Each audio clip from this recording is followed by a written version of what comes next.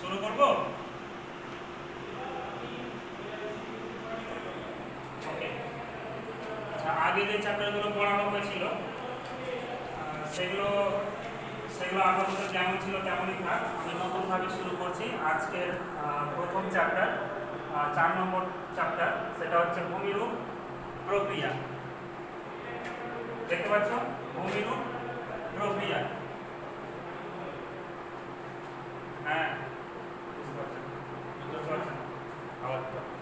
বোঝা যাচ্ছে না? ক্যামেরাটা কাছে বুঝতে পারছো না? এই সাইড আছে।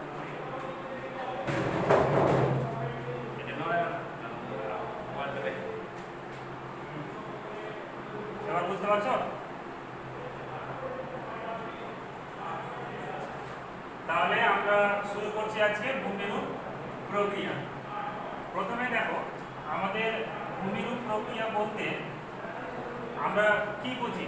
সাধারণত ভূমিভাগের উপরে যে সমস্ত প্রক্রিয়াগুলো কাজ করে, ভূমিরূপের উপরিভাগে যে সমস্ত প্রক্রিয়াগুলো কাজ করে সেগুলোকেই আমরা সাধারণত ভূমিরূপ প্রক্রিয়া বলে থাকি। তো এখানে আমি দেখো প্রথমে লিখেছি একটা পয়েন্ট, ভূমিরূপ গঠনকারী প্রক্রিয়া। হ্যাঁ, তো এই ভূমিরূপ গঠনকারী প্রক্রিয়া বলতে আমরা কি বুঝি প্রথমে আমাদের এটা একটুখানি জেনে নিতে হবে। তো ভূমিরূপ গঠনকারী প্রক্রিয়া বলতে বোঝায় যে ভূমিরূপের উপরে সাধারণত যে সমস্ত প্রক্রিয়াগুলো কাজ করে ভূমিরূপের গঠন, উৎপত্তি ও বিবর্তন ঘটাতে সাহায্য করে সেই সমস্ত প্রক্রিয়াগুলোকে ভূমিরূপ গঠনকারী প্রক্রিয়া বলা হয়ে থাকে। এখন ভূমিরূপের ওপর যে সমস্ত প্রক্রিয়াগুলো কাজ করে ভূমিরূপের গঠন, উৎপত্তি এবং তাদের বিবর্তন ঘটাতে সাহায্য করে সেই সমস্ত প্রক্রিয়াগুলোকে এক কথায় ভূমিরূপ গঠনকারী প্রক্রিয়া বলা হয়ে থাকে।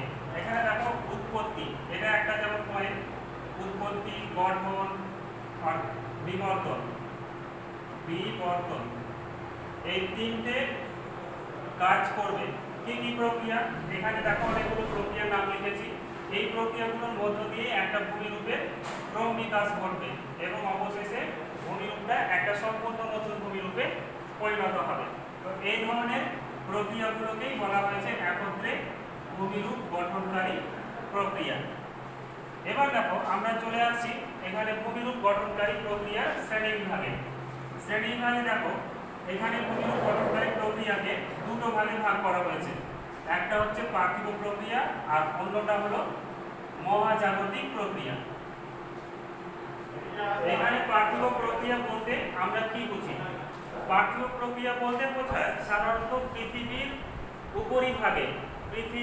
উপরিভাগে অর্থাৎ ভূপৃষ্ঠে যে সমস্ত প্রক্রিয়াগুলো কাজ করে এবং ভূমিরূপের উৎপত্তি ও বিবর্তন ঘটায়, অর্থাৎ অবশেষে ভূমিরূপটা সম্পূর্ণ একটা নতুন ভূমিরূপে পরিণত হয়, সেই সমস্ত প্রক্রিয়াগুলোকে আমরা পার্থিব প্রক্রিয়া বলে থাকি। আর অন্যদিকে আরেকটা দেখো, আরেকটা প্রক্রিয়া রয়েছে যার নাম হচ্ছে মহাজাগতিক প্রক্রিয়া। এখানে মহাজাগতিক প্রক্রিয়া বলতে আমরা কি বুঝি? মহাজগৎ মানে কি? এটা পৃথিবী পৃষ্ঠে হয় না, উপরিভাগে হয়, অর্থাৎ মহাকাশে। যেমন ধরো একটা উল্কা খসে পড়ে, অনেক সময় আমরা দেখি মহাজাগতিক যে তারা খসাগুলো আমরা দেখতে পাই, বা অনেক সময় উল্কা পৃথিবীর দিকে ছুটে আসে। যেমন কিছুদিন আগেই সাম্প্রতিক একটা উল্কা পৃথিবীর প্রায় 39 লক্ষ কিলোমিটার দূর দিয়ে চলে গেল। তো এরকম ঘটনা মহাজাগতে প্রায়ই ঘটে থাকে। তো ওই উল্কাপাতের ফলে উল্কা যদি পৃথিবী পৃষ্ঠের দিকে নেমে আসে তাহলে সেখানেও নতুন কোনো ধরনের ভূমিরূপের সৃষ্টি হয়ে থাকে। অনেক সময় এই উল্কাগুলো পতনের ফলে অবনমিত গর্তের সৃষ্টি হয়ে যায়, অবনমিত গর্ত। যেমন আমেরিকার অ্যারিজোনা বলে একটা অঞ্চল আছে, এই অ্যারিজোনা অঞ্চলে এরকম একটা উল্কাপাতের ফলে বিশাল আকৃতির একটা হ্রদের সৃষ্টি হয়েছে। তো এটা হচ্ছে মহাজাগতিক প্রক্রিয়া। এবার দেখো এবার আমরা চলে আসছি নেক্সটে। এখানে দেখো পার্থিব প্রক্রিয়া রয়েছে। পার্থিব প্রক্রিয়াকে আবার দুটো ভাগে ভাগ করা হয়েছে। একটা হলো অন্তর্জাত প্রক্রিয়া আর একটা হচ্ছে বহির্জাত প্রক্রিয়া। তাহলে আমাদের আগে জানতে হবে যে অন্তর্জাত প্রক্রিয়াটা কি, তাই তো? অন্তর্জাত প্রক্রিয়া বলতে আমরা সাধারণত সেটাকেই বুঝি যেটা পৃথিবীর একেবারে নিচের দিকে ঘটে। অর্থাৎ এটা যদি আমাদের পৃথিবী পৃষ্ঠ হয় তাহলে ভূ অভ্যন্তরে যে ম্যাগমাগুলো রয়েছে এগুলো কি, এগুলো সবসময় উত্তপ্ত অবস্থায় রয়েছে। অনেক সময় এই ম্যাগমাগুলোর প্রভাবে পৃথিবীর অভ্যন্তরভাগে যেসব আলোড়নগুলো ঘটে থাকে সেটা উল্লম্বভাবে হতে পারে কিংবা অনুভূমিকভাবেও হতে পারে, দুইভাবেই হতে পারে। তাহলে উল্লম্ব ও অনুভূমিকভাবে যখন অন্তর্জাত বল ভূপৃষ্ঠের ওপর কাজ করে এবং নতুন ভূমিরূপ গঠন করে থাকে তখন সেই প্রক্রিয়াগুলোকে বলা হয়েছে অন্তর্জাত প্রক্রিয়া। এবার দেখো আমরা এখানে আরো দুটো পয়েন্ট পেয়েছি। অন্তর্জাত প্রক্রিয়াকে আবার যদি আমরা ভাগ করে দিই তাহলে আমরা দুটো ভাগ পেয়ে যাই, একটা হচ্ছে ধীর আলোড়ন আর একটা হচ্ছে আকস্মিক আলোড়ন। তাহলে এখানে দেখো নামের মধ্যে কিন্তু উল্লেখ করা আছে ধীর এবং আকস্মিক। তাহলে আমরা এটা শব্দটা থেকে আমরা ইজিলি বুঝে নিতে পারবো যে অ্যাকচুয়ালি এই জিনিসগুলো কি। তাহলে এখানে দেখো ধীর বলতে কি বোঝায়, যে সমস্ত প্রক্রিয়াগুলো পৃথিবী পৃষ্ঠের উপর অত্যন্ত ধীরভাবে কাজ করে এবং ভূমিরূপের বিকাশ ঘটায় তখন সেই প্রক্রিয়াগুলোকে বলা হয় ধীর আলোড়ন। হ্যাঁ, আবার রয়েছে আকস্মিক আলোড়ন। আকস্মিক কি, এটা হঠাৎ করে ঘটে। যেমন ধরো কোনো একটা অঞ্চলে ভূমিকম্প হয়, আবার কোথাও অগ্নুৎপাত হয়ে থাকে। তো এই ধরনের প্রক্রিয়াগুলো সম্পর্কে তো আমরা আগে থেকে জানতে পারি না, এগুলো হঠাৎ করেই হয়ে যায়, তাই তো? তো হঠাৎ করে যে সমস্ত প্রক্রিয়াগুলো ঘটে থাকে সেই সমস্ত প্রক্রিয়া বা আলোড়নগুলিকে বলা হয়েছে আকস্মিক আলোড়ন। এখানে আকস্মিক মানে হচ্ছে হঠাৎ, আকস্মিক কথার অর্থ হলো হঠাৎ, অর্থাৎ হঠাৎ করে যে আলোড়ন ঘটে সেই আলোড়নগুলোকে বলা হয়েছে আকস্মিক আলোড়ন। এবার আমরা চলে আসছি ধীর আলোড়নে। ধীর আলোড়নে দেখো এখানে দুটো ভাগ রয়েছে, একটা হচ্ছে বহির্ভাবক আলোড়ন আর অপরপক্ষে রয়েছে গিরিজনী আলোড়ন। তাহলে ধীর আলোড়নকে দুটো ভাগে ভাগ করা হয়েছে, একটা হচ্ছে বহির্ভাবক আলোড়ন আর একটা হচ্ছে গিরিজনী আলোড়ন। আমরা যদি বহির্ভাবক আলোড়নের সংজ্ঞা দিই তাহলে কি বলবো, দেখো ভূ আলোড়ন ভূপৃষ্ঠে উল্লম্বভাবে অর্থাৎ ব্যাসার্ধ বরাবর কাজ করলে ভূত্বকীয় অংশ উল্লম্বভাবে উঠে যায় বা নিচে বসে যায়, এই ধরনের আলোড়নকে বলা হয়েছে বহির্ভাবক আলোড়ন। যেমন ধরো এটা হচ্ছে আমাদের কি ভূপৃষ্ঠ আর এটা হচ্ছে স্পর্শ। এই অঞ্চলটা হচ্ছে স্পর্শ। পৃথিবী পৃষ্ঠকে যে অঞ্চল মানে ব্যাসার্ধটা ছেদ করছে সেটার নাম হচ্ছে স্পর্শ। আর নিচের দিকে অন্তর্জাত শক্তি কাজ করছে কোনভাবে, উল্লম্বভাবে। তাহলে দেখো এই অঞ্চলগুলো কিন্তু নিচের দিকে বসে আছে, আবার মাঝের অঞ্চলটা দেখো কিছুটা উঁচু, তাই তো? তো উল্লম্বভাবে এইভাবে যদি কাজ করে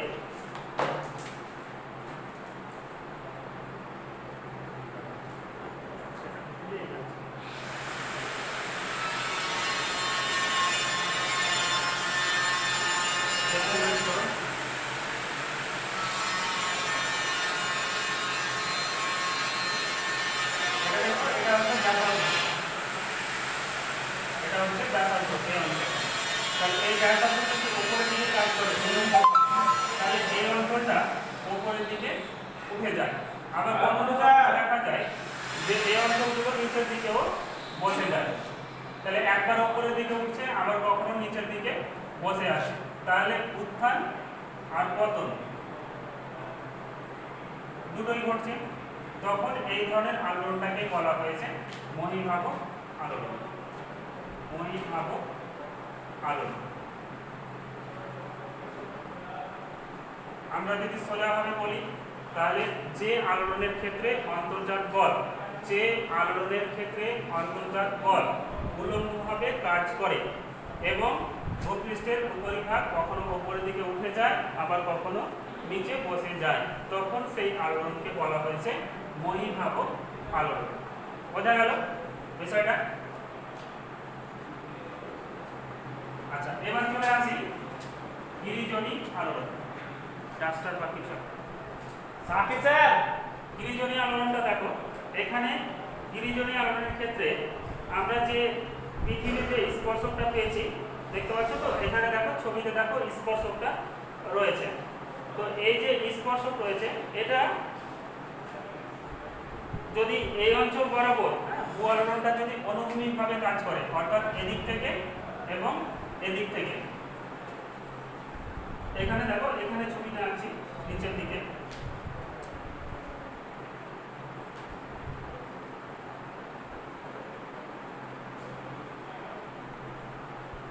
গিরিজনী আলোড়নের ক্ষেত্রে অন্তর্জাত বল সাধারণত অনুভূমিকভাবে কাজ করে থাকে।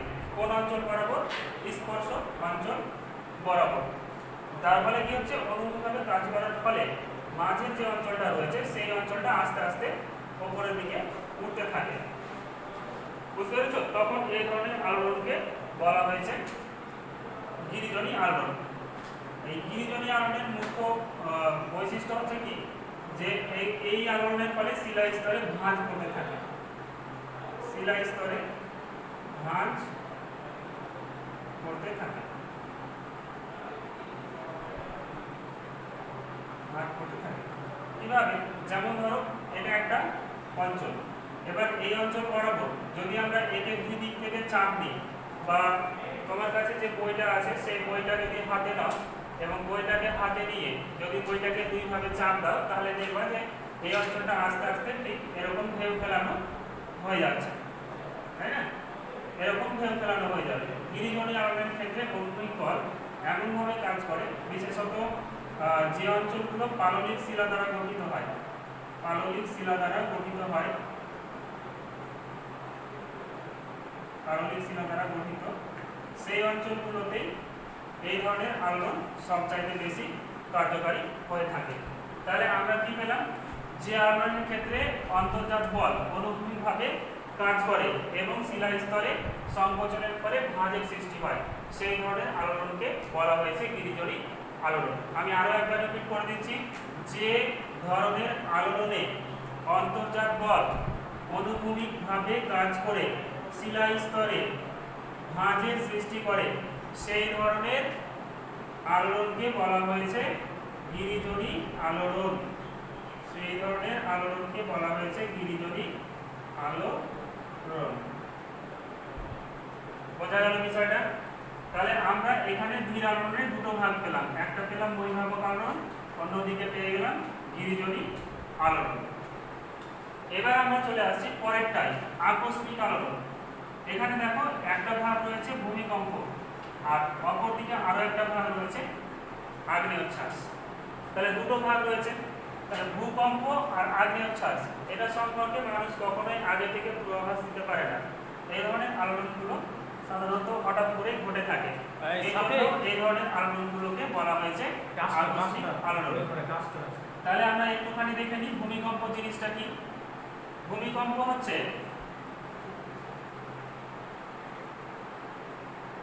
যে পৃথিবী পৃষ্ঠের কোনো অঞ্চল, পৃথিবী পৃষ্ঠের কোনো অঞ্চল যদি কোনো কারণে হঠাৎ ক্ষণিকের জন্য কেঁপে ওঠে, তখন তাকে বলা হয় ভূমিকম্প। ঠিক আছে? বোঝা গেল বিষয়টা? এবার ভূমিকম্পের কি কি কারণে হয়ে থাকে? এটার অনেক কারণ রয়েছে। প্রাকৃতিক কারণ আছে, কিছু কারণ রয়েছে ভূগাঠনিক কারণ, আবার কিছু কারণ রয়েছে অপ্রাকৃতিক।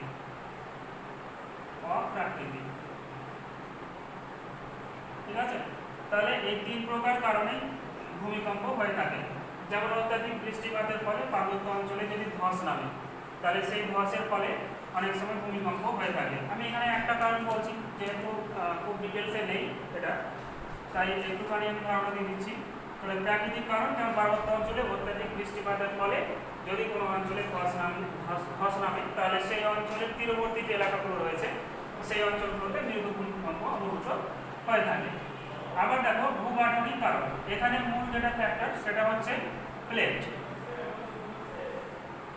কারণ আমরা জানি যে আমাদের যে পৃথিবী পৃষ্ঠ বা ভূত্বক, এই ভূত্বক বা পৃথিবী পৃষ্ঠ একাধিক পাতের সমন্বয়ে গঠিত।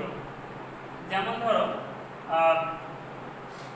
7টা বড় পাত রয়েছে, 8টা মাঝারি রয়েছে, এছাড়া 20টা ক্ষুদ্র রয়েছে।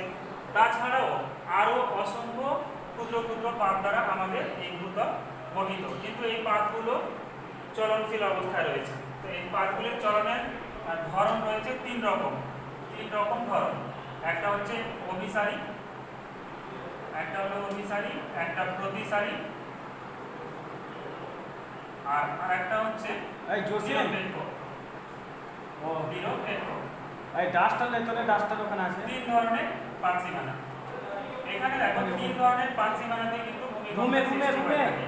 কিভাবে? অভিসারী পাত সীমানায় একটা পাত আরেকটা পাতের মুখোমুখি অগ্রসর হয়। যখন মুখোমুখি অগ্রসর হয় তখন উভয় পাতের মধ্যে একটা সংঘর্ষ হয়, ঠিক এরকম ভাবে। যখনই সংঘর্ষ হয় সেই সংঘর্ষ অঞ্চল বরাবর ব্যাপকভাবে ভূমিকম্প হয়ে থাকে। আবার ধরো দুটো পাত যদি পারস্পরিকভাবে জোড়া লেগে থাকে, তাহলে হঠাৎ করে দেখা যায় যে নিচের দিকে যে ম্যাগমাগুলো রয়েছে, নিচের দিকে সেই ম্যাগমাগুলোর পরিচলন স্রোতের কারণে যদি চাপের পরিমাণ বেড়ে যায়, তাহলে এই অঞ্চল বরাবর শিলাস্তর দুদিকে চলতে শুরু করে। অর্থাৎ এই দারুণ অঞ্চল বরাবর দুটি এলাকা পরস্পর থেকে বিচ্ছিন্ন হয়ে যায়। যখনই বিচ্ছিন্ন হয়ে যায় তখন এই অঞ্চল বরাবর বিশাল ভূমিকম্পের সৃষ্টি হয়ে থাকে। তো এটা প্রতিসারী পাত সীমান্তে হয়।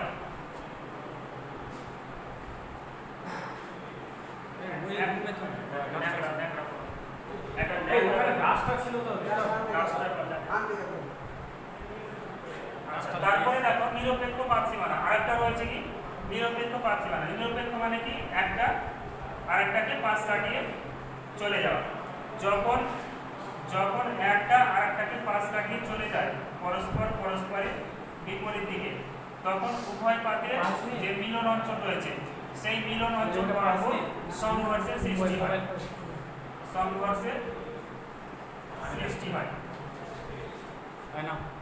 সৃষ্টি হয়। তো এই সংঘর্ষ অঞ্চল বরাবর ব্যাপক হারে ভূমিকম্প হয়ে থাকে।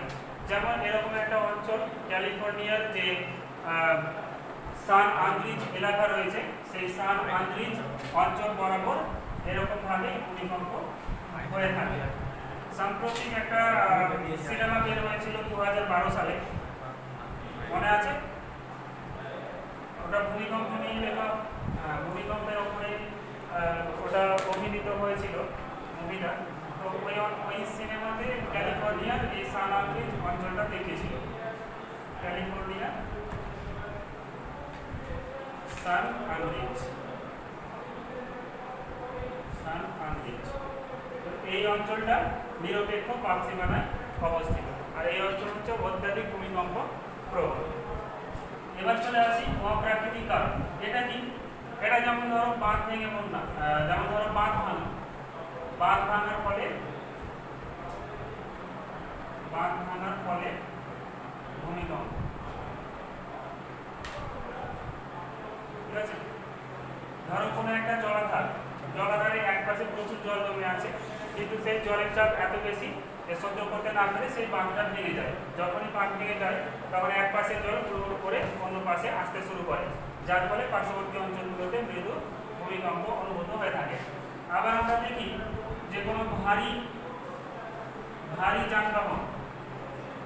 যানবাহন যখন রাস্তা দিয়ে যায়, যেমন ধরো মালগাড়ি রেল লাইন দিয়ে চলে, যদি এটা লোডবাহী হয়, তাছাড়া ট্রাক, এগুলো যদি লোডবাহী হয়, তাহলে এগুলোর প্রভাবেও কিন্তু পাশের অঞ্চলগুলোতে মৃদু ভূমিকম্প অনুভূত হয়। সাধারণত যাদের বাড়ি রোডের ধারে বা রাস্তার ধারে কিংবা রেল লাইনের ধারে রয়েছে, তারা সবচেয়ে বেশি এই ধরনের ভূমিকম্পগুলো অনুভব করে থাকে। আবার দেখো কোথাও যদি পারমাণবিক বোমা বিস্ফোরণ হয়, পারমাণবিক বোমা যদি বিস্ফোরণ হয়, তাহলে সেই অঞ্চলগুলোতেও ভূমিকম্প হয়ে থাকে। যেমন 1945 সালে জাপানের হিরোশিমা এবং নাগাসাকি একটা ছিল 6 আগস্ট আর একটা ছিল 9 আগস্ট। এই দুই অঞ্চলে পারমাণবিক বোমা বিস্ফোরণের ফলে ব্যাপক অঞ্চল জুড়ে ক্ষয়ক্ষতি হয় এবং প্রবল ভূমিকম্প অনুভূত হয়েছিল। এছাড়া আর কি কারণ থাকতে পারে? অনেক সময় আমরা দেখি মালভূমি অঞ্চলগুলোতে, মালভূমি যে অঞ্চলগুলো রয়েছে সেই মালভূমি অঞ্চলগুলোতে ডিনামাইট বিস্ফোরণ ঘটানো হয়। ডিনামাইট মানে বুঝতে পারছো তো? এক ধরনের বম, যেগুলো হয়তো পাথর ভাঙার কাজে লাগে। বড় আকারের যে পাথরগুলো রয়েছে, এই বড় আকারের পাথরগুলোকে ছোট ছোট খণ্ডে ভাগ করার জন্য এর নিচের দিকে ডিনামাইটগুলোকে রেখে দেওয়া হয়। ডিনামাইট হচ্ছে এক ধরনের বম। এগুলো বিস্ফোরণ ঘটালেও এই ধরনের শিলাগুলো ফেটে যায়, ফেটে গিয়ে দু ছোট ছোট খণ্ডে বিভক্ত হয়ে যায়। কিন্তু যখন এটা ফাটে তার পার্শ্ববর্তী অঞ্চলগুলোতে মৃদু ভূমিকম্পের সৃষ্টি হয়ে থাকে। তাহলে আমরা এখানে দেখো, এখানে ভূমিকম্পের সম্পর্কে আমরা জানলাম এবং ভূমিকম্পের বেশ কিছু কারণও আমরা পেয়ে গেলাম, যার মধ্যে প্রাকৃতিক কারণ রয়েছে, ভূগাঠনিক কারণ রয়েছে, অপ্রাকৃতিক কারণ রয়েছে, তাই তো? তাহলে সবগুলোই আমরা পেয়ে গেলাম। এখন আমাদের বাঁচলো কি? এখানে দেখো আরো একটা পয়েন্ট রয়েছে, আগ্নেয়োচ্ছ্বাস। আগ্নেয়োচ্ছ্বাস জিনিসটা কি?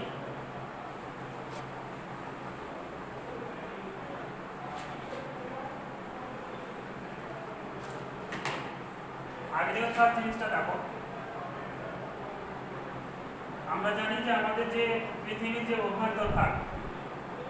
অভ্যন্তরভাগে যেখানে গুরুমণ্ডল রয়েছে, গুরুমণ্ডলের নিচের দিক থেকে অর্থাৎ নিচের স্তরে ম্যাগমা রয়েছে। তো যে অঞ্চলগুলোতে ম্যাগমা সঞ্চিত থাকে সেই অঞ্চলটাকে বলা হয় ম্যাগমা প্রকোষ্ঠ, সেটাকে বলা হয়েছে ম্যাগমা প্রকোষ্ঠ। তাহলে এই ম্যাগমা প্রকোষ্ঠ যেখানে রয়েছে, এখানে তাপ প্রায় 2000 ডিগ্রি থেকে 3000 ডিগ্রি সেলসিয়াস, এতটা তাপমাত্রা এই অঞ্চলে। তবে এটা যতই নিচের দিকে যাওয়া যায়, অর্থাৎ পৃথিবীর কেন্দ্র অঞ্চল পর্যন্ত, কেন্দ্রের দিকে যদি আমরা যাই তাহলে দেখতে পাই যে সেই অঞ্চলের তাপমাত্রা প্রায় 6000 ডিগ্রি সেলসিয়াস পর্যন্ত পৌঁছে গেছে। তাহলে এত তাপে এখানকার কোনো বস্তুই সঠিক অবস্থায় বা শক্ত অবস্থায় থাকতে পারে না, সবগুলোই নমনীয় হয়ে যায় এবং যা কিছু থাকে সব কিছু গলে তছনছ হয়ে থাকে। তো এই অঞ্চলে ম্যাগমার বা তাপের প্রভাবে এখানে বেশ কিছু গ্যাসীয় পদার্থ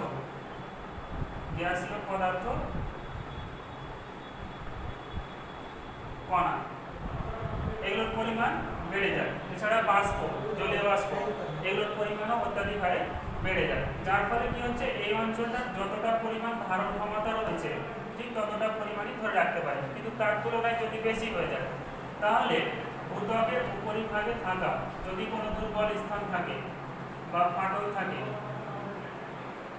তাহলে এই অঞ্চল থেকে কিছু পরিমাণ পদার্থ যেমন গ্যাস, বাষ্প, ভস্ম, সিন্ডার, জলীয় বাষ্প ইত্যাদি এরকম একটা নলাকার পথ দিয়ে উপরের দিকে উঠতে থাকে এবং বিস্ফোরণ ঘটিয়ে দেয় অবশেষে। তখন তাকে বলা হয় অগ্নুৎপাত। অগ্নুৎপাত বা আগ্নেয়োচ্ছ্বাসও বলা হয় একে।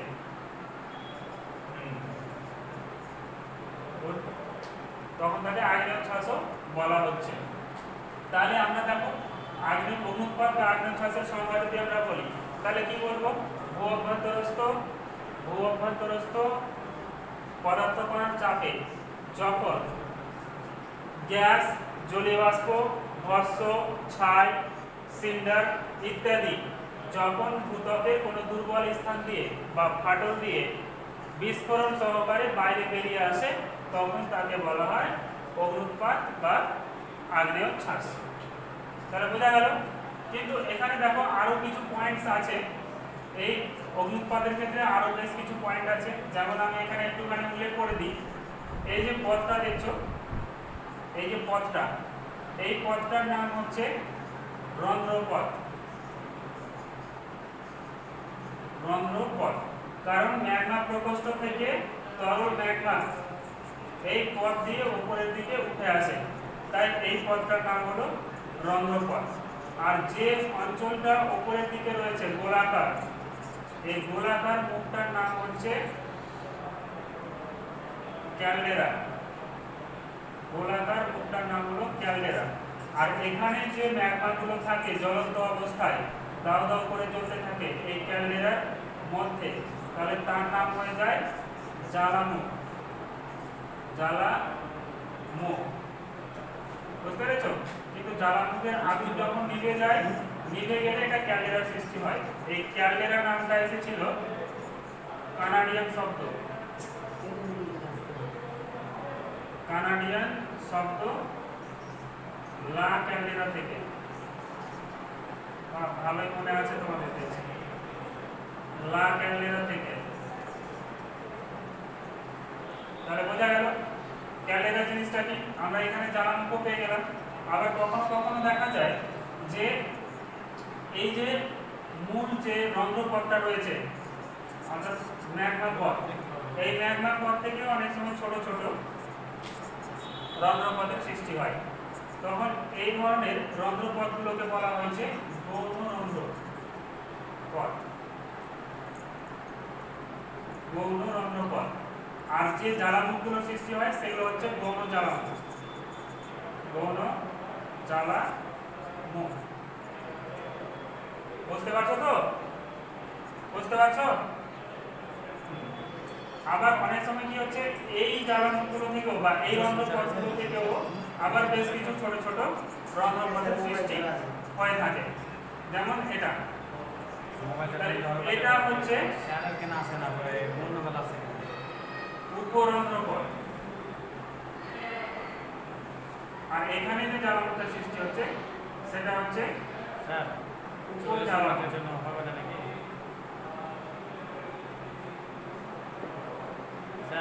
তাহলে দেখো এখানে আমরা কতগুলো জিনিস পাচ্ছি। একটা জিনিস থেকে আমরা এখানে অসংখ্য জিনিস পেয়ে যাচ্ছি কিন্তু, বা অসংখ্য বিষয় আমাদের একটু একটু করে চলে আসছে। যদিও এগুলো খুব একটা বেশিভাবে আলোচিত নেই সিলেবাসের মধ্যে, তারপরে একটুখানি ধারণা তোমাদেরকে দিয়ে দিলাম যাতে তোমাদের পরবর্তীতে পড়তে সুবিধা হয়। ঠিক আছে, এবার আমরা চলে আসছি মূল বিষয়ে। এটা বোঝা গেল তো? বোঝা গেল? আগ্নেয় ছটা বোঝা গেল? তাই স্যার, তাই স্যার। 1 থেকে 2 মিনিট। ওকে, আর 1 থেকে 2 মিনিট ক্লাস আছে। তোমাদের কোনো প্রশ্ন আছে কি? আপাতত এই পর্যন্ত স্টপ করে রাখো। মানে টাইম হয়ে গেছে 40 মিনিট হয়ে গেছে। তোমাদের যদি কোনো কোশ্চেন থাকে তাহলে সেগুলো আমাকে পার্সোনালি হোয়াটসঅ্যাপে পাঠিয়ে দাও, ঠিক আছে? আপাতত এই পর্যন্ত ক্লাসটা থাকছে।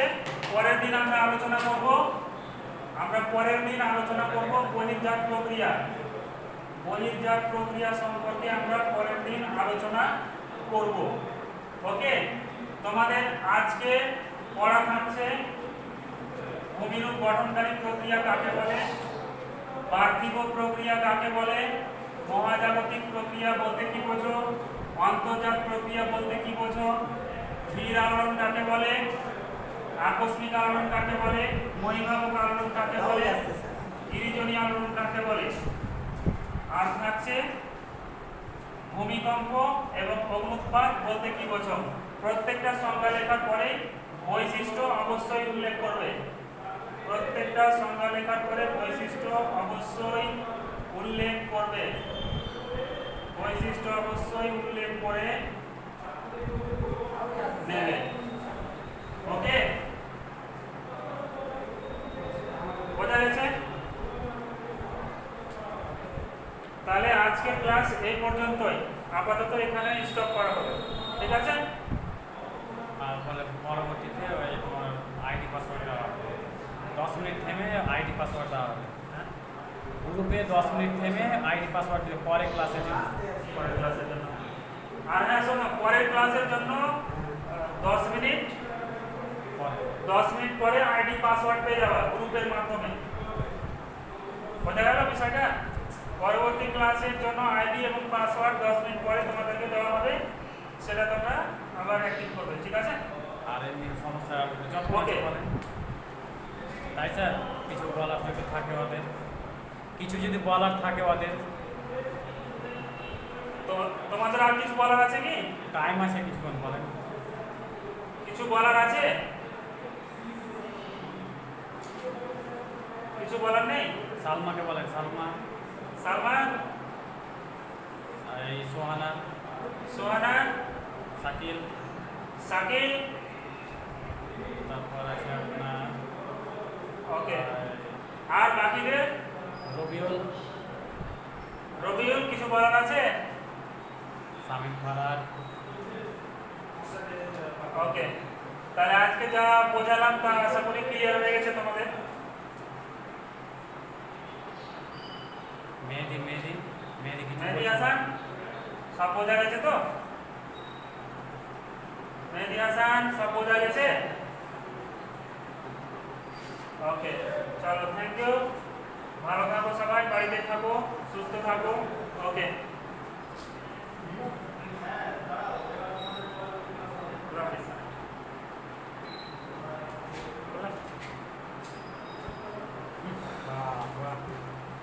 ওর মেঘা সালমাকে বলেন। আচ্ছা, শুরু করবো? ওকে, আচ্ছা, আগে যে চ্যাপ্টারগুলো পড়ানো হয়েছিল সেগুলো সেগুলো আপাতত যেমন ছিল তেমনই থাক। আমি নতুনভাবে শুরু করছি আজকের প্রথম চ্যাপ্টার, 4 নম্বর চ্যাপ্টার, সেটা হচ্ছে ভূমিরূপ প্রক্রিয়া। দেখতে পাচ্ছ, ভূমিরূপ প্রক্রিয়া। হ্যাঁ, বুঝতে পারছেন? বুঝতে পারছেন? বোঝা যাচ্ছে না? ক্যামেরাটা কাছে নাও। বুঝতে পারছো না? এই সাইডে আসো।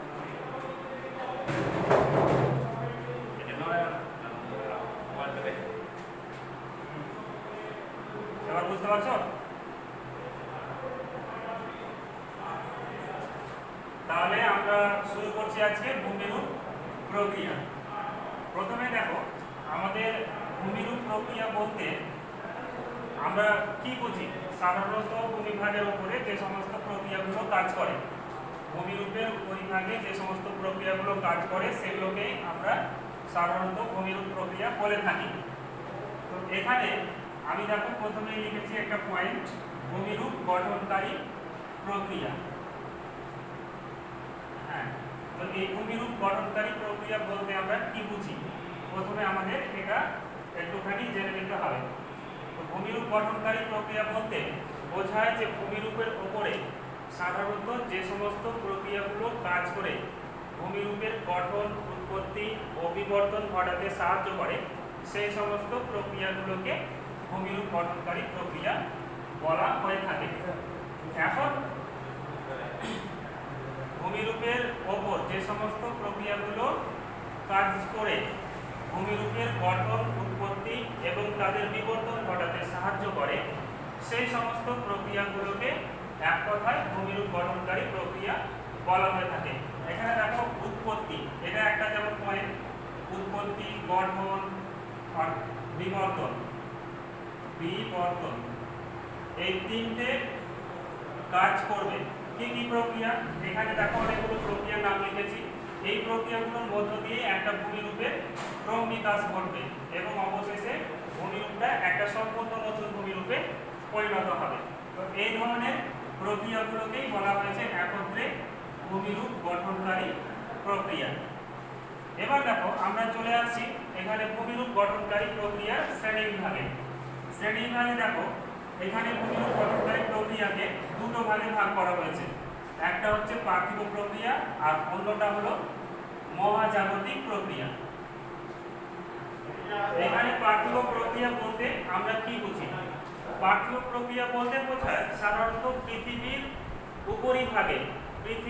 উপরিভাগে অর্থাৎ ভূপৃষ্ঠে যে সমস্ত প্রক্রিয়াগুলো কাজ করে এবং ভূমিরূপের উৎপত্তি ও বিবর্তন ঘটায়, অর্থাৎ অবশেষে ভূমিরূপটা সম্পূর্ণ একটা নতুন ভূমিরূপে পরিণত হয়, সেই সমস্ত প্রক্রিয়াগুলোকে আমরা পার্থিব প্রক্রিয়া বলে থাকি।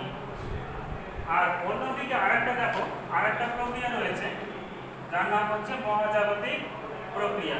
এখানে মহাজাগতিক প্রক্রিয়া বলতে আমরা কি বুঝি?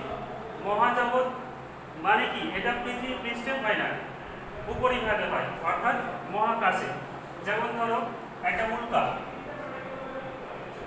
মহাকাশের ঘরে অনেক সময় আমরা দেখি মহাজাগতে যে তারা খসাগুলো আমরা দেখতে পাই, বা অনেক সময় উল্কা পৃথিবীর দিকে ছুটে আসে। যেমন কিছুদিন আগেই সাম্প্রতিক একটা উল্কা পৃথিবীর প্রায় 39 লক্ষ কিলোমিটার দূর দিয়ে চলে গেল। তো এরকম ঘটনা মহাজাগতে প্রায়ই ঘটে থাকে। তো ওই উল্কাপাতের ফলে উল্কা যদি পৃথিবীর পৃষ্ঠের দিকে নেমে আসে, তাহলে সেখানেও নতুন কোনো ধরনের ভূমিরূপের সৃষ্টি হয়ে থাকে। অনেক সময় এই উল্কাগুলো পতনের ফলে অবনমিত গর্তের সৃষ্টি হয়ে যায়, অবনমিত গর্ত। যেমন আমেরিকার অ্যারিজোনা বলে একটা অঞ্চল আছে, এই অ্যারিজোনা অঞ্চলে এরকম একটা উল্কাপাতের ফলে বিশাল আকৃতির একটা হ্রদের সৃষ্টি হয়েছে। তো এটা হচ্ছে মহাজাগতিক প্রক্রিয়া। এবার দেখো এবার আমরা চলে আসছি নেক্সটে। এখানে দেখো পার্থিব প্রক্রিয়া রয়েছে। পার্থিব প্রক্রিয়াকে আবার দুটো ভাগে ভাগ করা হয়েছে, একটা হলো অন্তর্জাত প্রক্রিয়া আর একটা হচ্ছে বহির্জাত প্রক্রিয়া। তাহলে আমাদের আগে জানতে হবে যে অন্তর্জাত প্রক্রিয়াটা কি, তাই তো? অন্তর্জাত প্রক্রিয়া বলতে আমরা সাধারণত সেটাকেই বুঝি যেটা পৃথিবীর একেবারে নিচের দিকে ঘটে। অর্থাৎ এটা যদি আমাদের পৃথিবী পৃষ্ঠ হয়, তাহলে ভূ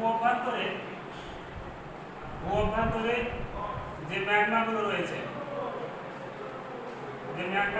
এগুলো কি, এগুলো সবসময় উত্তপ্ত অবস্থায় রয়েছে।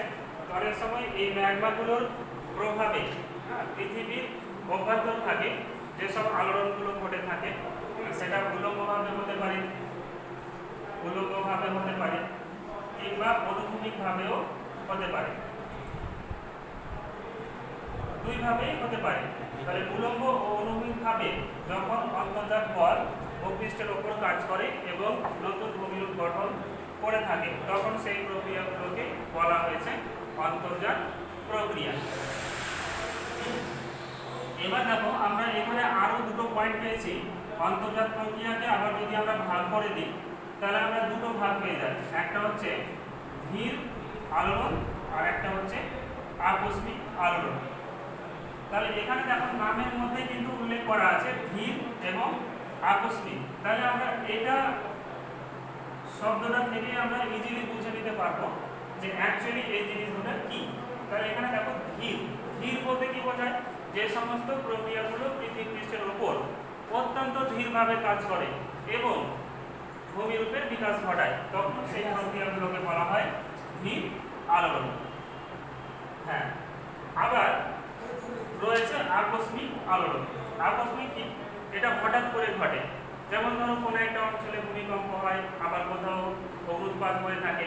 তো এই ধরনের প্রক্রিয়াগুলো সম্পর্কে তো আমরা আগে থেকে জানতে পারি না, এগুলো হঠাৎ করেই হয়ে যায়, তাই তো?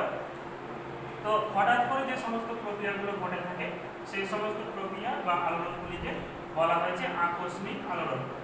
এখানে আকস্মিক মানে হচ্ছে হঠাৎ, আকস্মিক কথার অর্থ হলো হঠাৎ, অর্থাৎ হঠাৎ করে যে আলোড়ন ঘটে সেই আলোড়নগুলোকে বলা হয়েছে আকস্মিক আলোড়ন। এবার আমরা চলে আসছি ধীর আলোড়নে। ধীর আলোড়নে দেখো এখানে দুটো ভাগ রয়েছে, একটা হচ্ছে বহির্ভাবক আলোড়ন আর অপরপক্ষে রয়েছে গিরিজনী আলোড়ন। তাহলে ধীর আলোড়নকে দুটো ভাগে ভাগ করা হয়েছে, একটা হচ্ছে বহির্ভাবক আলোড়ন আর একটা হচ্ছে গিরিজনী আলোড়ন। আমরা যদি বহির্ভাবক আলোড়নের সংজ্ঞা দিই তাহলে কি বলবো? দেখো ভূ আলোড়ন ভূপৃষ্ঠে উল্লম্বভাবে অর্থাৎ ব্যাসার্ধ বরাবর কাজ করলে ভূত্বকীয় অংশ উল্লম্বভাবে উঠে যায় বা নিচে বসে যায়, এই ধরনের আলোড়নকে বলা হয়েছে বহির্ভাবক আলোড়ন। যেমন ধরো এটা হচ্ছে আমাদের কি ভূপৃষ্ঠ, আর এটা হচ্ছে স্পর্শ। এই অঞ্চলটা হচ্ছে স্পর্শ। পৃথিবী পৃষ্ঠকে যে অঞ্চল মানে ব্যাসার্ধটা ছেদ করছে সেটার নাম হচ্ছে স্পর্শ। আর নিচের দিকে অন্তর্জাত শক্তি কাজ করছে কোনভাবে? উল্লম্বভাবে। তাহলে দেখো এই অঞ্চলগুলো কিন্তু নিচের দিকে বসে আছে, আবার মাঝের অঞ্চলটা দেখো কিছুটা উঁচু, তাই তো? তো উল্লম্বভাবে এইভাবে যদি কাজ করে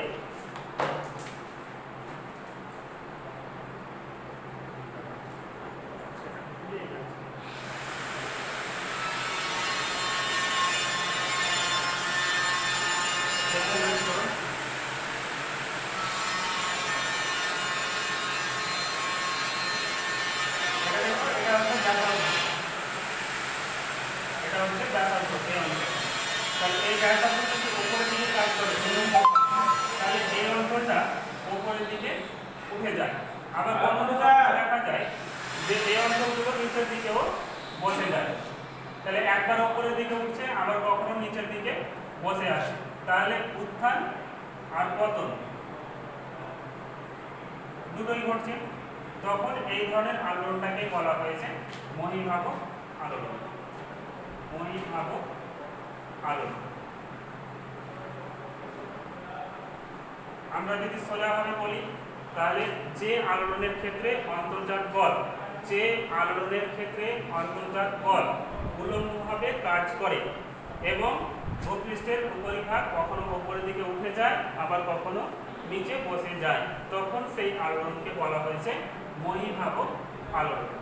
বোঝা গেল বিষয়টা? আচ্ছা, এবার চলে আসি গিরিজনী আলোড়ন। ডাস্টার বা কিছু সাকিব স্যার, গিরিজনী আলোড়নটা দেখো। এখানে গিরিজনী আলোড়নের ক্ষেত্রে আমরা যে পৃথিবীতে স্পর্শকটা পেয়েছি দেখতে পাচ্ছ তো, এখানে দেখো ছবিতে দেখো স্পর্শকটা রয়েছে। তো এই যে স্পর্শক রয়েছে এটা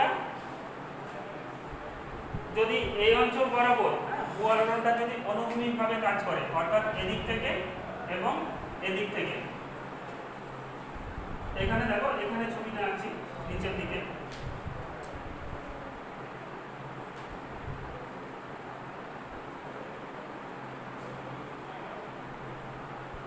গিরিজনী আলোড়নের ক্ষেত্রে অন্তর্জাত বল সাধারণত অনুভূমিকভাবে কাজ করে থাকে। কোন অঞ্চল বরাবর? স্পর্শ অঞ্চল বরাবর।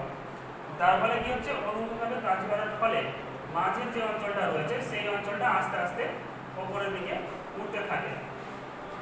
বুঝতে পেরেছ? তখন এই ধরনের আলোড়নকে বলা হয়েছে গিরিজনী আলোড়ন। এই গিরিজনী আলোড়নের মুখ্য বৈশিষ্ট্য হচ্ছে কি, যে এই আলোড়নের ফলে শিলা স্তরে ভাঁজ পড়তে থাকে। শিলা স্তরে ভাঁজ পড়তে থাকে। ভাঁজ পড়তে থাকে কিভাবে? যেমন ধরো এটা একটা অঞ্চল, এবার এই অঞ্চল বরাবর যদি আমরা একে দুই দিক থেকে চাপ দিই, বা তোমার কাছে যে বইটা আছে সেই বইটা যদি হাতে নাও এবং বইটাকে হাতে নিয়ে যদি বইটাকে দুই ভাবে চাপ দাও, তাহলে দেখবা যে এই অঞ্চলটা আস্তে আস্তে ঠিক এরকম ঢেউ ফেলানো হয়ে যাচ্ছে, তাই না? এরকম ঢেউ ফেলানো হয়ে যাবে। গিরিজনী আলোড়নের ক্ষেত্রে অনুভূমিক বল এমনভাবে কাজ করে, বিশেষত যে অঞ্চলগুলো পাললিক শিলা দ্বারা গঠিত হয়, পাললিক শিলা দ্বারা গঠিত হয়, পাললিক শিলা দ্বারা গঠিত সেই অঞ্চলগুলোতে এই ধরনের আলোড়ন সবচাইতে বেশি কার্যকারী হয়ে থাকে। তাহলে আমরা কি পেলাম? যে আলোড়নের ক্ষেত্রে অন্তর্জাত বল অনুভূমিকভাবে কাজ করে এবং শিলা স্তরে সংকোচনের ফলে ভাঁজের সৃষ্টি হয়, সেই ধরনের আলোড়নকে বলা হয়েছে গিরিজনী আলোড়ন। আমি আরো একবার রিপিট করে দিচ্ছি, যে ধরনের আলোড়নে অন্তর্জাত বল অনুভূমিকভাবে কাজ করে শিলা স্তরে ভাঁজের সৃষ্টি করে, সেই ধরনের আলোড়নকে বলা হয়েছে গিরিজনী আলোড়ন। সেই ধরনের আলোড়নকে বলা হয়েছে গিরিজনী আলোড়ন। বোঝা গেল বিষয়টা? তাহলে আমরা এখানে ধীর আলোড়নের দুটো ভাগ পেলাম, একটা পেলাম মহীভাবক আলোড়ন, অন্যদিকে পেয়ে গেলাম গিরিজনী আলোড়ন। এবার আমরা চলে আসছি পরেরটাই, আকস্মিক আলোড়ন। এখানে দেখো একটা ভাগ রয়েছে ভূমিকম্প, আর অপরদিকে আরো একটা ভাগ রয়েছে আগ্নেয়োচ্ছ্বাস। তাহলে দুটো ভাগ রয়েছে। তাহলে ভূকম্প আর আগ্নেয়োচ্ছ্বাস এটা সম্পর্কে মানুষ কখনোই আগে থেকে পূর্বাভাস দিতে পারে না। এই ধরনের আলোড়নগুলো সাধারণত হঠাৎ করে ঘটে থাকে। এই ধরনের আলোড়নগুলোকে বলা হয়েছে আকস্মিক আলোড়ন। তাহলে আমরা একটুখানি দেখে নিই ভূমিকম্প জিনিসটা কি। ভূমিকম্প হচ্ছে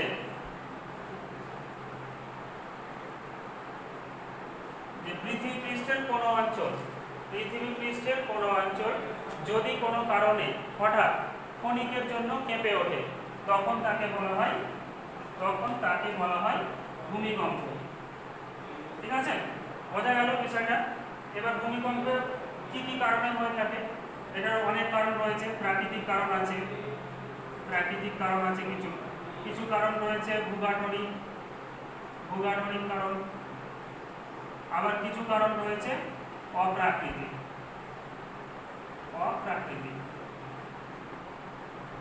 ঠিক আছে, তাহলে এই 3 প্রকার কারণে ভূমিকম্প হয়ে থাকে। যেমন অত্যাধিক বৃষ্টিপাতের ফলে পার্বত্য অঞ্চলে যদি ধস নামে, তাহলে সেই ধসের ফলে অনেক সময় ভূমিকম্প হয়ে থাকে। আমি এখানে একটা কারণ বলছি, যেহেতু খুব ডিটেলসে নেই এটা, তাই একটুখানি আমি ধারণা দিয়ে দিচ্ছি।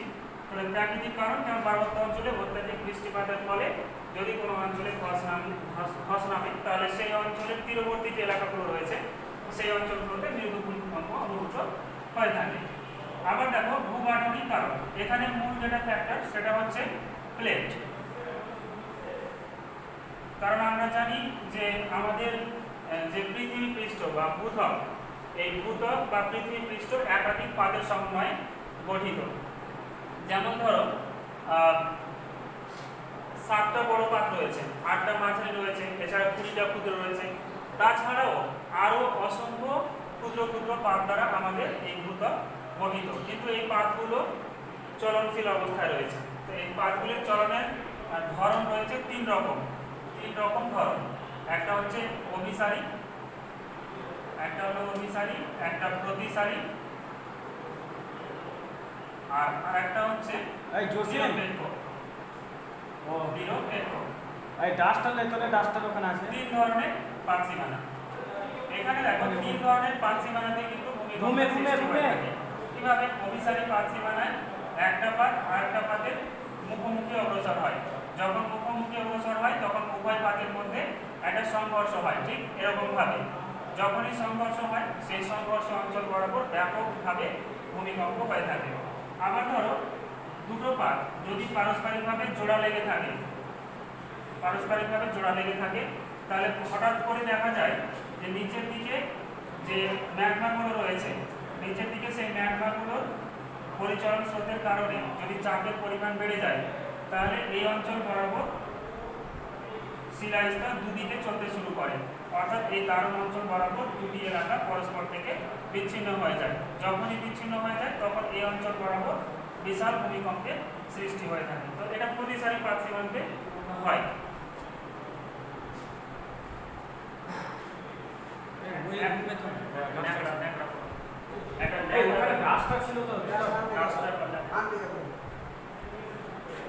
তারপরে দেখো নিরপেক্ষ পাত সীমানা, আরেকটা রয়েছে কি নিরপেক্ষ পাত সীমানা। নিরপেক্ষ মানে কি? একটা আরেকটাকে পাশ কাটিয়ে চলে যাওয়া। যখন একটা আরেকটাকে পাশ কাটিয়ে চলে যায় পরস্পরের বিপরীত দিকে, তখন উভয় পাতের যে মিলন অঞ্চল রয়েছে সেই মিলন অঞ্চল বরাবর সংঘর্ষের সৃষ্টি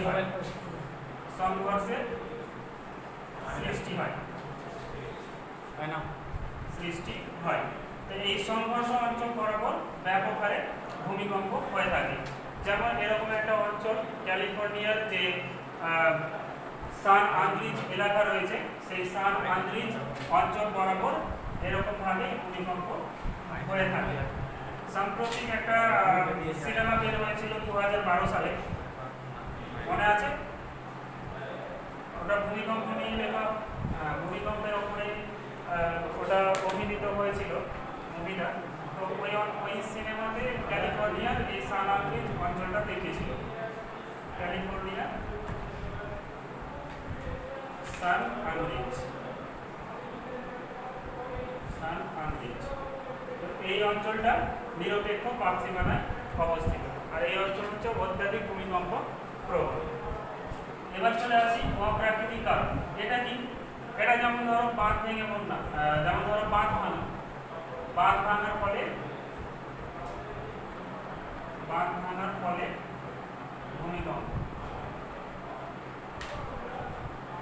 ঠিক আছে, ধরো কোনো একটা জলাধারে এক পাশে প্রচুর জল জমে আছে, কিন্তু সেই জলের চাপ এত বেশি সহ্য করতে না পেরে সেই বাঁধটা ভেঙে যায়। যখনই বাঁধ ভেঙে যায় তখন এক পাশে জল হুড় করে অন্য পাশে আসতে শুরু করে, যার ফলে পার্শ্ববর্তী অঞ্চলগুলোতে মৃদু ভূমিকম্প অনুভূত হয়ে থাকে। আবার আমরা দেখি যে কোনো ভারী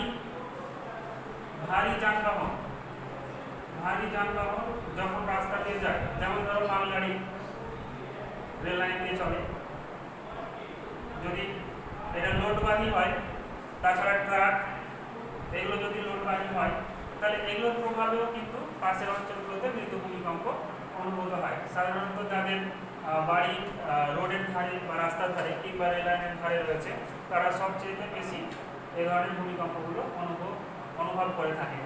আবার দেখো, কোথাও যদি পারমাণবিক বোমা বিস্ফোরণ হয়, পারমাণবিক বোমা যদি বিস্ফোরণ হয়, তাহলে সেই অঞ্চলগুলোতেও ভূমিকম্প হয়ে থাকে।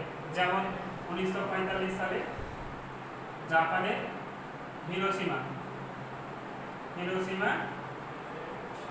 এবং নাগাসাকি,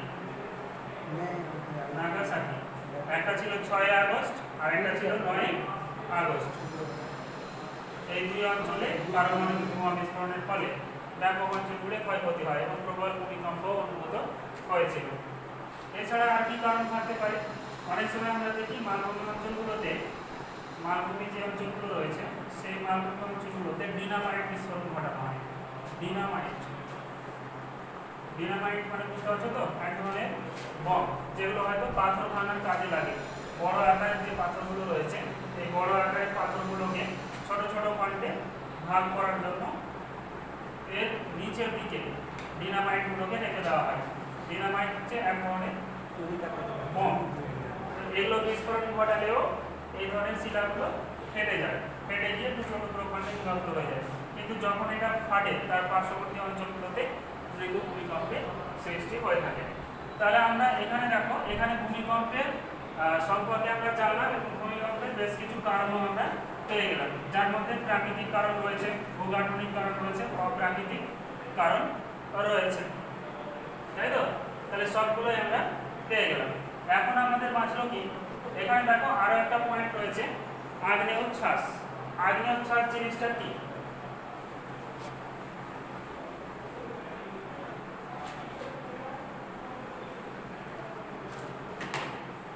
আগ্নেয়োচ্ছ্বাস জিনিসটা দেখো, আমরা জানি যে আমাদের যে পৃথিবীর যে অভ্যন্তরভাগে যেখানে গুরুমণ্ডল রয়েছে, গুরুমণ্ডলের নিচের দিক থেকে অর্থাৎ নিচের স্তরে ম্যাগমা রয়েছে। তো যে অঞ্চলগুলোতে ম্যাগমা সঞ্চিত থাকে সেই অঞ্চলটাকে বলা হয় ম্যাগমা প্রকোষ্ঠ। সেটাকে বলা হয়েছে ম্যাগমা প্রকোষ্ঠ। তাহলে এই ম্যাগমা প্রকোষ্ঠ যেখানে রয়েছে, এখানে তাপ প্রায় 2000 ডিগ্রি থেকে 3000 ডিগ্রি সেলসিয়াস, এতটা তাপমাত্রা এই অঞ্চলে। তবে এটা যতই নিচের দিকে যাওয়া যায়, অর্থাৎ পৃথিবীর কেন্দ্র অঞ্চল পর্যন্ত, কেন্দ্রের দিকে যদি আমরা যাই, তাহলে দেখতে পাই যে সেই অঞ্চলের তাপমাত্রা প্রায় 6000 ডিগ্রি সেলসিয়াস পর্যন্ত পৌঁছে গেছে। তাহলে এত তাপে এখানকার কোনো বস্তুই সঠিক অবস্থায় বা শক্ত অবস্থায় থাকতে পারে না, সবগুলোই নমনীয় হয়ে যায় এবং যা কিছু থাকে সব কিছু গলে তছনছ হয়ে থাকে। তো এই অঞ্চলে ম্যাগমার বা তাপের প্রভাবে এখানে বেশ কিছু গ্যাসীয় পদার্থ কণা, এগুলোর পরিমাণ বেড়ে যায়। এছাড়া বাষ্প, জলীয় বাষ্প, এগুলোর পরিমাণও অত্যাধিক হারে বেড়ে যায়। যার ফলে কি হচ্ছে, এই অঞ্চলটার যতটা পরিমাণ ধারণ ক্ষমতা রয়েছে ঠিক ততটা পরিমাণই ধরে রাখতে পারে, কিন্তু তার তুলনায় যদি বেশি হয়ে যায়, তাহলে ভূত্বকের উপরিভাগে থাকা যদি কোনো দুর্বল স্থান থাকে বা ফাটল থাকে, তাহলে এই অঞ্চল থেকে কিছু পরিমাণ পদার্থ যেমন গ্যাস, বাষ্প, ভস্ম, সিন্ডার, জলীয় বাষ্প ইত্যাদি এরকম একটা নলাকার পথ দিয়ে উপরের দিকে উঠতে থাকে এবং বিস্ফোরণ ঘটিয়ে দেয় অবশেষে। তখন তাকে বলা হয় অগ্নুৎপাত। অগ্নুৎপাত বা আগ্নেয়োচ্ছ্বাসও বলা হয় একে।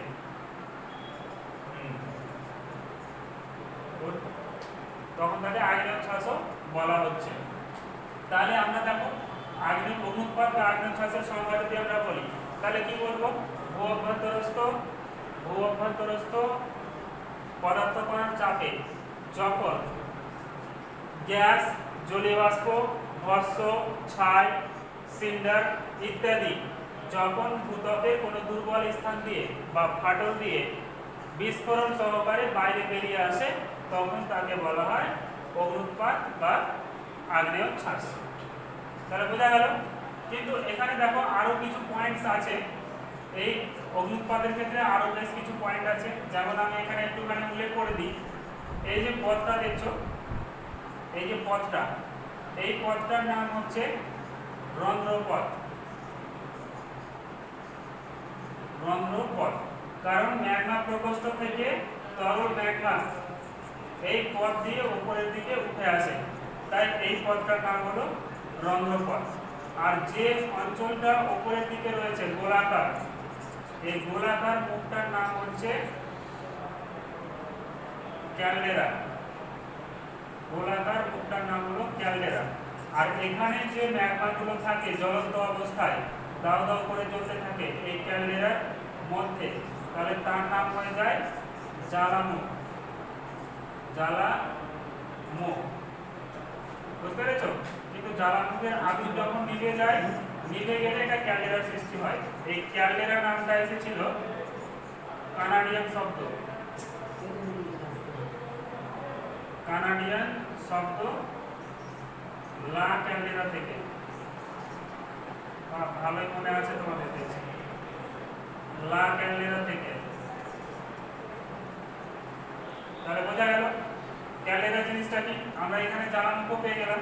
আবার কখনো কখনো দেখা যায় যে এই যে মূল যে রন্ধ্রপথটা রয়েছে অর্থাৎ ম্যাগমা পথ, এই ম্যাগমা পথ থেকে অনেক সময় ছোট ছোট রন্ধ্রপথের সৃষ্টি হয়। তখন এই ধরনের রন্ধ্রপথগুলোকে বলা হয়েছে গৌণ রন্ধ্রপথ। গৌণ রন্ধ্রপথ। আর যে জ্বালামুখগুলো সৃষ্টি হয় সেগুলো হচ্ছে গৌণ জ্বালামুখ। গৌণ জ্বালামুখ, বুঝতে পারছো তো? বুঝতে পারছো? আবার অনেক সময় কি হচ্ছে, এই জ্বালামুখগুলো থেকেও বা এই রন্ধ্রপথগুলো থেকেও আবার বেশ কিছু ছোট ছোট রন্ধ্রপথের সৃষ্টি হয়ে থাকে, যেমন এটা। এটা হচ্ছে উপরন্ধ্রপথ। আর এখানে যে জ্বালামুখটা সৃষ্টি হচ্ছে সেটা হচ্ছে উপজ্বালামুখ।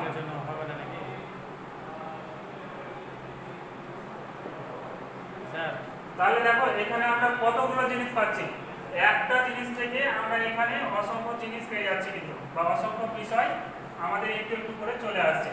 যদিও এগুলো খুব একটা বেশিভাবে আলোচিত নেই সিলেবাসের মধ্যে, তারপরে একটুখানি ধারণা তোমাদেরকে দিয়ে দিলাম যাতে তোমাদের পরবর্তীতে পড়তে সুবিধা হয়।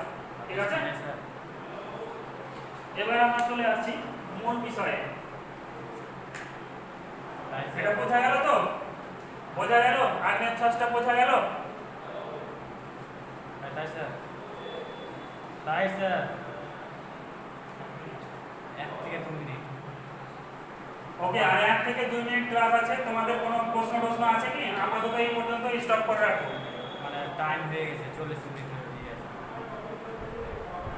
তোমাদের যদি কোনো কোশ্চেন থাকে তাহলে সেগুলো আমাকে পার্সোনালি হোয়াটসঅ্যাপে পাঠিয়ে দাও, ঠিক আছে? আপাতত এই পর্যন্ত ক্লাসটা থাকছে। পরের দিন আমরা আলোচনা করব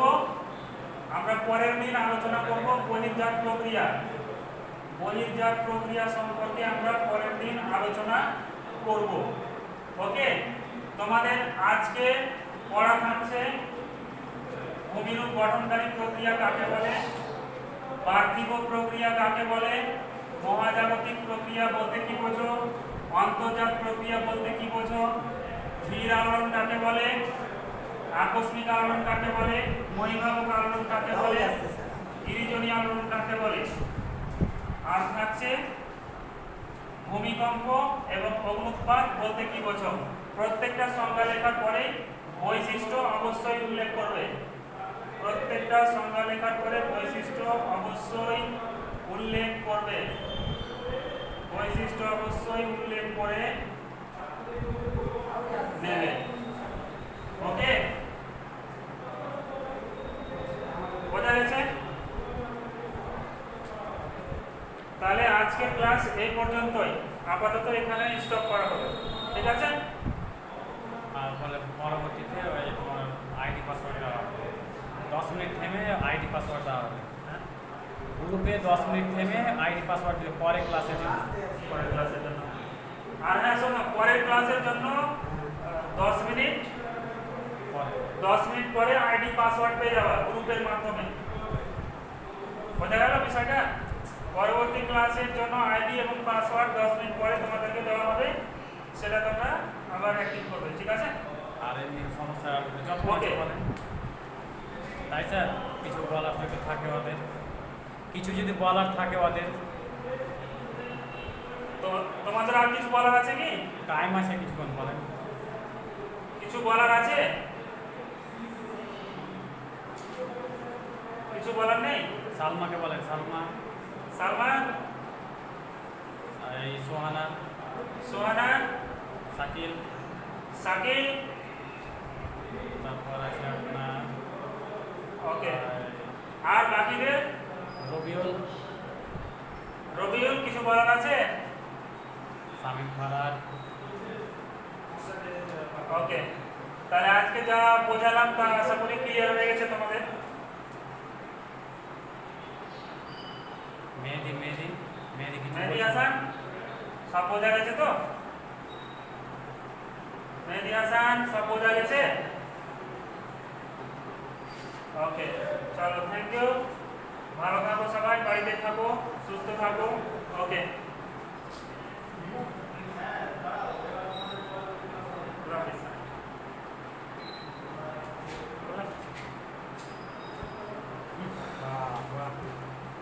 ওর মেয়ে গেল।